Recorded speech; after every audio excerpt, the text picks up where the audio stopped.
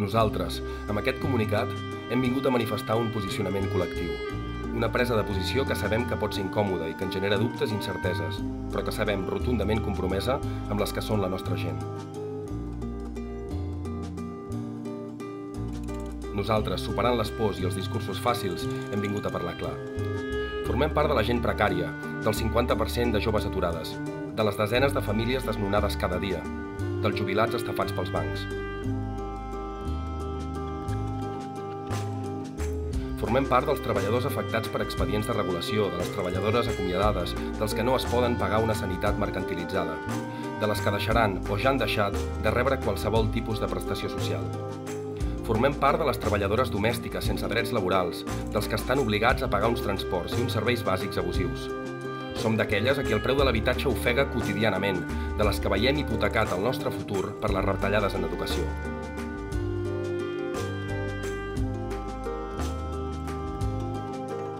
Formem part de les que migraren buscant una vida millor aquí. Formem part de les que avui han d'emigrar buscant una vida millor allà. Formem part d'una majoria social que està patint a la pròpia pell les conseqüències d'un espoli. Formem part d'una majoria social a qui li estan robant la vida. Nosaltres, a més, formem part dels que no es resignen a veure com mor la gent a les llistes d'espera, que no tolera que les condicions de vida de la majoria caiguin en picat mentre el luxe es dispara, que no suporta veure gent dormint al carrer mentre habitatges buits es podreixen en l'especulació, que no entén que les partides pressupostàries destinades a la despesa social siguin retallades sense miraments mentre els pressupostos en armament, casa reial o església es mantenen sense vergonya, que no tolera que els salaris reals disminueixin mentre els beneficis dels banquers i directius es sobredimensionen de forma insultant. Nosaltres formem part de totes aquelles que pateixen la dictadura econòmica dels mercats i de la genuflexió miserable que li reten els polítics, però també formem part d'aquesta nova i profunda col·lectivitat que ha dit prou.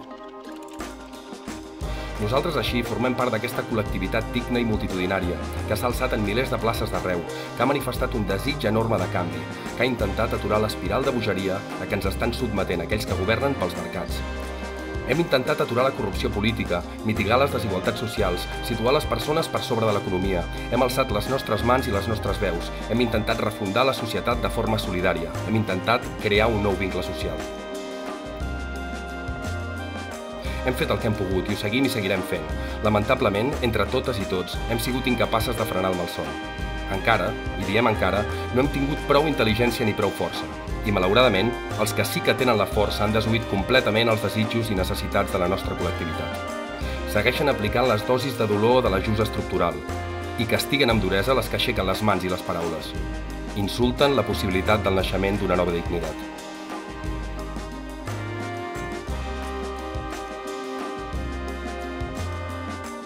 Aquests són els motius que fan que avui esclati el conflicte social.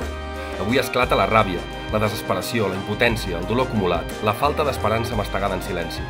I esclaten dies com la vaga general del 29M. I esclatarà sempre i quan no es resolguin les causes que fan néixer la ràbia. Volem dir que ens agradaria que les coses fossin d'una altra manera, sobretot perquè és la nostra gent qui en aquestes ocasions s'endú la pitjor part. Les vides trencades per la repressió són les vides trencades de la nostra gent. Aquestes són les ruptures que de lluny ens han de preocupar per sobre de les altres. Per tant, ens agradaria que les coses fossin d'una altra manera, que la majoria social, multitudinària i creativa transformés d'arrel les causes del malestar. Aquesta és la nostra voluntat i responsabilitat, i és la voluntat i la responsabilitat dels centenars de persones que han estat torturades, detingudes, represaliades i empresonades en els darrers mesos d'aquesta crisi social. No obstant, no sembla ser aquesta la voluntat dels qui governen. Les reformes penals, la criminalització de qualsevol forma de lluita ens situen un carreró sense sortida. Però nosaltres seguirem, aturarem la repressió i alliberarem els i les companyes empresonades. Ja els amnistiem. I condemnem els que ens condemnen a una vida de precarietat i submissió. Condemnem els que ens condemnen a la pobresa i a la falta de llibertat, els que ens condemnen al conflicte social. Solidaritat i suport mutu a tota aquella gent que, com nosaltres, pateix l'ajust estructural capitalista i les retallades socials de Convergència i Unió i el Partit Popular. Solidaritat i suport mutu amb totes les companyes i companys que, lluny de veure passivament com la seva vida és destruïda per la dictadura dels mercats, es comprometen a fons per crear, amb la lluita comuna, una nova col·lectivitat lliure, digna i solidària.